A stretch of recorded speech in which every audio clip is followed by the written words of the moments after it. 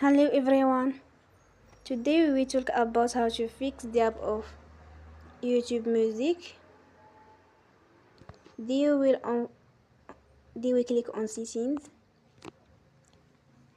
Then we click on apps. After that we will search the app YouTube Music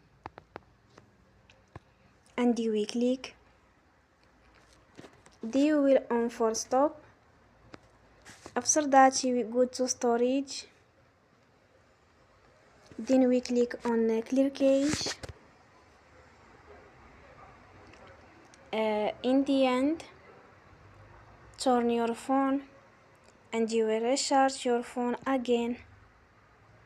Don't forget to support us by like and subscribe. See you next time and thank you for watching.